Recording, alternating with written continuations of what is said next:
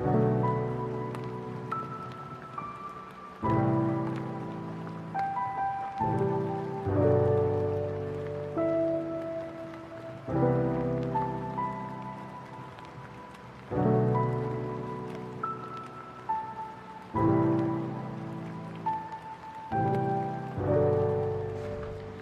friends, welcome to the Yoder Homestead. Today we're going to start a whole bunch of flower seeds. So we are in March, which means we are in my window of like the 6 to 8, 8 to 10 kind of things that need to be started. So what I'm doing is starting a whole bunch of flower seeds. We actually have these smaller plug trays like such that we're going to be planting a lot of seeds in. So a lot of this stuff is for bouquet kind of stuff. Some of it is for myself and my mom because they're perennial flowers, and so we wanted to use them in different ways, use them in pots, then plant them in the landscape, and so on and so forth. But so yeah, we're going to be starting a whole bunch of seeds today. It's probably going to be more of like a quick video or whatever. I'm going to fast forward it just because it's going to be a lot of planting. A lot of this stuff you can't even get in greenhouses, so not around my area. I say that, and you know, there's other places that have great greenhouses that have a lot of variety, but around here it's pretty tried and true varieties, especially more vegetable kind of stuff. But anyways, so yeah, we're gonna jump right into that. Mom, did you see the peas are wrapping around the light? Yeah. This is gonna be chicken feed because they are quite large. But anyways, we did a makeshift thing on my table over here because this is like a perfect working height. So yeah, here we have a bunch of seeds. We're starting some calendula, a bunch of herbs. All of this stuff is all flowers, so we're pretty excited. So we're gonna get all these labels done, and then we are going to get started on planting.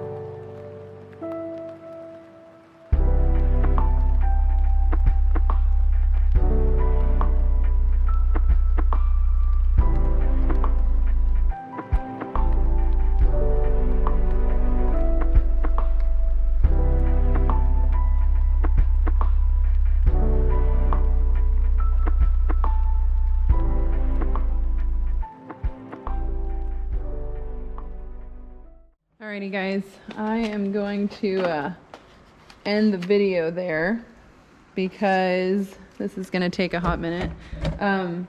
So yeah, a lot of these varieties are like super small seeds and you have to press them into the surface. So what I will do is add a very super light layer of vermiculite where I can still see the soil because it'll help keep the soil a little bit more moist. So those seeds for sure don't dry out, because once you get them wet, you need to keep them wet. You don't want to let them dry out. Which brings me into, I'm going to just share a couple tips that I've learned from starting seeds. Now this is the 4th year that I'm doing it. And I'm still learning. It's a learning thing. You learn more every year that you do it, and then you start doing different varieties, so you learn even more from that. So I encourage you, like, don't be intimidated by it, because you can start seeds. Like, anyone can start seeds. There are specific varieties too that are super easy to start. I just encourage you guys, if you've wanted to try it, at least give it a try. Don't like shy away from it just because it seems intimidating, because it was intimidating to me, and I just don't want people to like not try it just because it seems intimidating. So I have a lot of trays. I did, invest in more things for this year because we are doing so much more stuff, but the trays that I started with actually came in like a 10 pack, on Amazon, and they're these, which these need to be cleaned out a little bit more yet. But they're 32 cell, kind of a lightweight plastic. I mean, they're durable enough to, I mean, they've lasted this many years already. And then they come with a bottom watering tray and a humidity dome. And that's all honestly you need. If you don't even want to buy trays, you can use plastic solo cups that you put drain holes in the bottom and then sit them in something where you can bottom water, so the water goes up into the soil once the plants have established themselves a little bit more. But I highly recommend just starting somewhere. If it is something that you wanted to do, just start with something. And then you can actually, if you don't want to do like seed starting mix, you can do potting soil, which you just have to kind of watch yourself. If you do potting soil, don't be super heavy on water, because potting soil holds moisture a little bit longer than what seed starting mix does. But seed starting mix is like a sterile mix. So it's made to be super sterile, so like nothing is fighting against the seeds, but you don't have to use that. If you use potting soil, there is nutrition in there where you don't have to fertilize the seedlings right away once they get their true leaves. So that's a whole nother thing. Like once the seedlings get their first set of true leaves, you want to start applying fertilizer if you're not using a potting soil.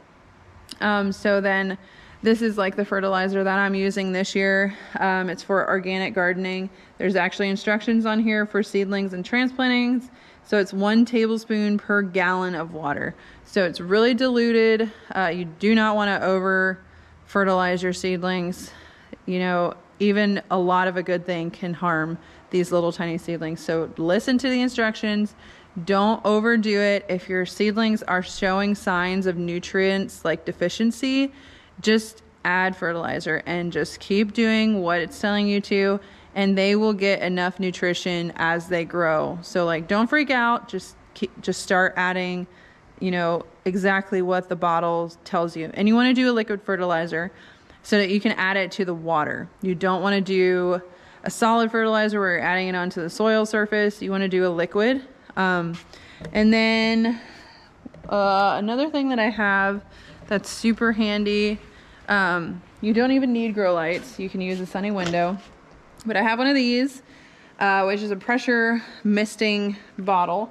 And that is to water a whole bunch of seedlings on the soil surface really quick, to keep them moist until they're big enough to bottom water. So you want to get something like that. I do have heat mats that help germinate seeds quicker, and humidity domes definitely help that. So you want to put them in an environment where the soil temperature is going to be over 65, 70 to 72 ideal. But then you're going to start bottom watering once the seedlings get to a larger size. And then I bought this big rack. Obviously, this is not necessary. You can get these racks on Amazon. I know you can get pretty cheap ones in different places. So like, I mean, this is actually a greenhouse frame from Aldi, and I got it for like $20.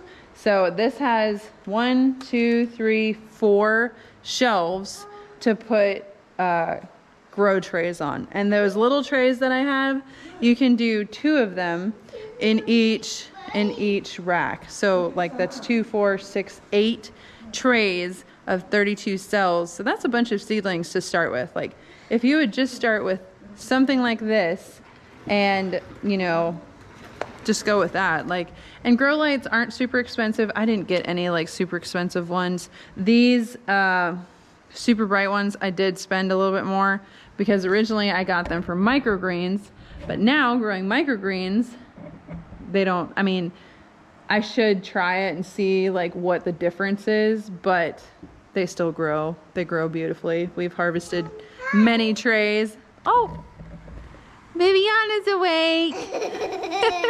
And she's got a cup of ice cream. So yeah, I encourage you, you want to have a fan or something that's going to be moving your seedlings. Ice cream. This is chocolate. It's chocolate. Yummy. Can you say hi? Hey, it's just chocolate and I have to wash my guys. Ooh, yummy. This little girl is having her 3rd birthday this weekend, and she is super excited. 3. 3. The birthday? Yeah, good job. I just did like, I just did oh, no, just awake and Wait for the nap. oh no, now help my grandma no say no again. And just oh, go on. And little heart.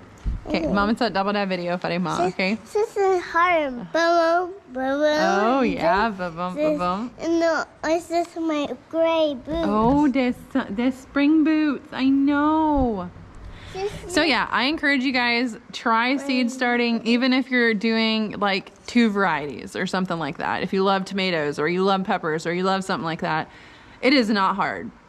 It's pretty inexpensive. If you're only starting with like, you know, cheaper trays that you can get on Amazon, and they last a pretty good. The only thing that I didn't like about them is I was breaking the bottom water tray.